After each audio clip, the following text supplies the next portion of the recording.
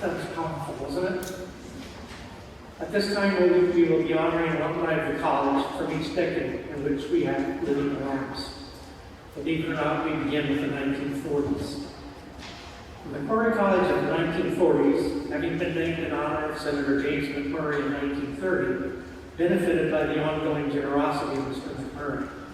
In the early 40s, he MacMurray left college to be married to servicemen or to participate in the World War effort. The building boom of the 1930s continued with the refurbishment of several buildings and the construction of Rutledge Hall. Mrs. Henry Pfeiffer funded the library, building in honor of her husband, as well as the chapel named Annie Murray in her honor. Liberal arts courses as well as home economics courses were the foundation of a MacMurray education.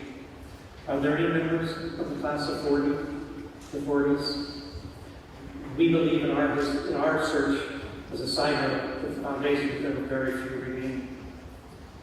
The decade of the 50s at MacMurray will always be remembered as revolutionary, adding the men's college with the first class entering in 1957 into a coordinate, not a co-ed college. The country's economic prosperity at this time allowed 3 new down-campus dorms to be built with a contemporary design to give the men's college a separate and distinctive look. The first 2 years of men's classes were separate from the women, as well as were all activities such as student government, newspapers, local groups, etc. Will members of the audience who attended or graduated from MacMurray in the 1950s please stand and be recognized.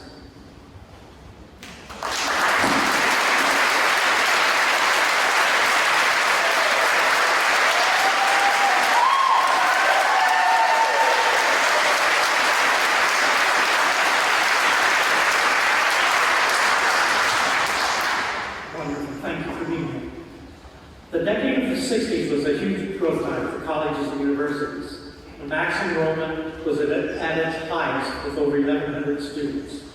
Dr. Gordon Michelson brought new humanities curriculum from the East Coast, and many students came from that area as well. The Julian Chemistry Building, the Gamble Campus Center, and Michelson Dormitory were added. The early years of the decade were calm and happy days during the presidency of JFK. But the advent of the Vietnam War caused turmoil and questioning of social norms on college campuses later in the 1960s. Although not in the script, I will add, Vice President Lyndon Johnson gave a commencement address here in MacMurray in May before the assassination of the president. Will members of the audience who graduated in the 1960s please stand and be recognized?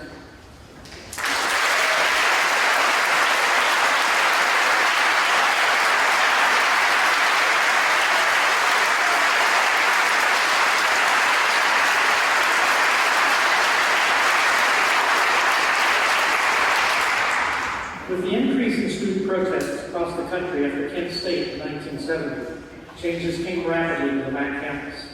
A new curriculum, code, and a revised academic year were instituted by President John Whitty, fondly known as Johnny Bowtie for his ever-present signature tie. Early requirements such as required chapel services were dropped.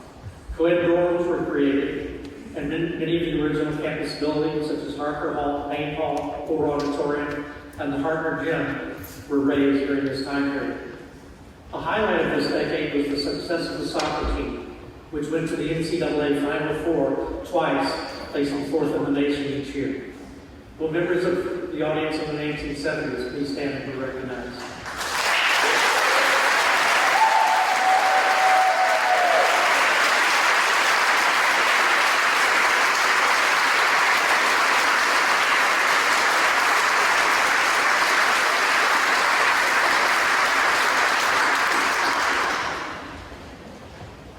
The 1980s. By 1986, when Dr. Edward Mitchell became president, the financial situation of the college had become critical as the student body had increased to approximately 700 students. By making difficult cuts in all areas of the college, a financial recovery occurred. The largest majors were service-oriented, such as education, social work, nursing, and criminal justice. Bright spots in the 80s included the addition of football during B.J. Stevens' presidency, and the success of the wrestling and soccer teams. Will members of the audience who attended and graduated in 1980s please stand and be recognized.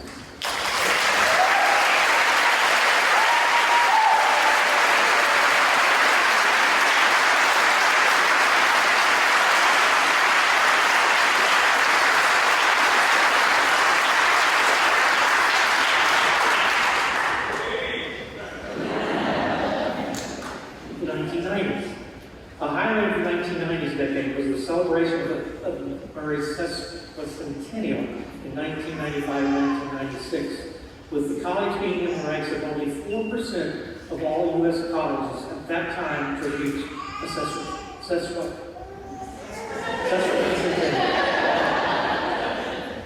Wonder why I was like this. The motto, shaped by our past, confident in our future, became a rallying point for many years. Other highlights of the 90s were the major renovation of Jane Hall, financial support of major donors, and the accreditation of a strong social work program. Will members of the audience who attended and graduated from MacMurray in the 1990s please stand and be recognized.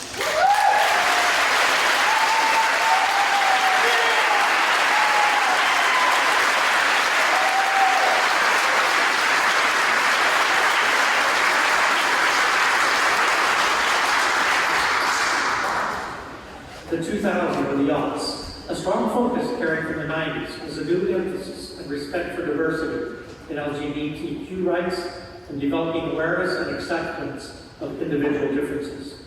One of the high points of this decade was a capital campaign, Points of Excellence, created and funded by the trustees. This program sought input from all campus entities, faculty, staff, and students in making immediate, visible improvements to the campus and departmental needs. The Putnam Springer Art and Music Building was erected during this time frame and was the first major addition to the campus in over 25 years. Will members of the audience who attended or graduated in 2000 and the aughts please stand and be recognized.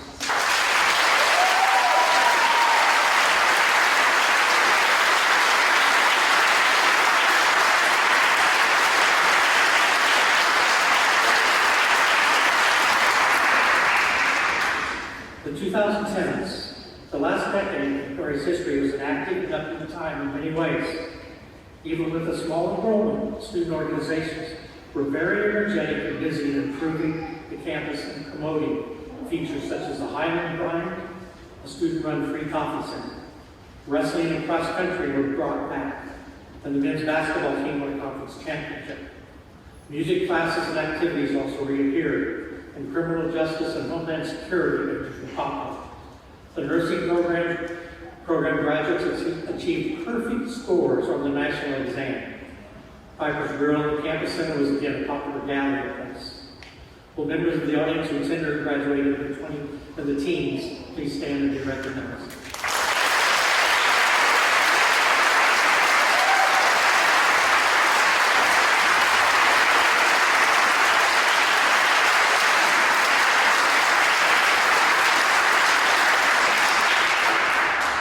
The 2019-20 academic year.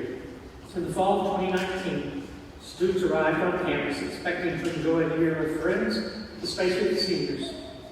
Fall went well. New gazebo, new sidewalks, new coaches and professors, and a great homecoming until December and January, when disturbing news of quickly spreading deadly disease came to the U.S. and to the MacMurray campus. As spring break began in March, students departed, not knowing they would never return to classes. Much sadder news came soon, announcing that the college would close permanently. The pandemic prevented the senior class from having a graduation ceremony and all the celebrations attached to it. Bittersweet memories mingled with lifelong friendships and an excellent liberal arts education. Will members of the audience who attended MacMurray during the 2019-2020 academic year stand and be recognized?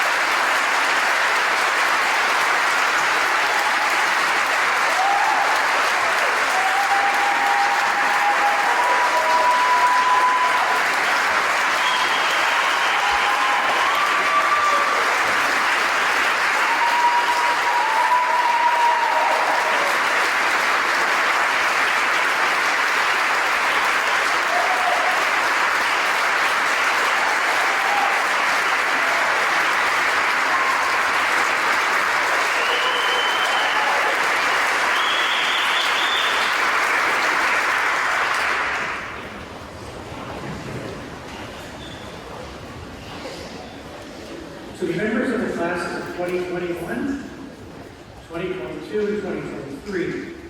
Please know that you will ever always be considered belongs to Murray College. You will ever always be included in all Murray Foundation alumni activities. This brings us to the class of 2020, the final graduating class of Murray's history, who was denied a graduation ceremony because of a global pandemic. We honor you now, beginning with words from two speakers chosen by the class in spring of 2020. We will hear first from Alexis Moore, followed by Charles Moore.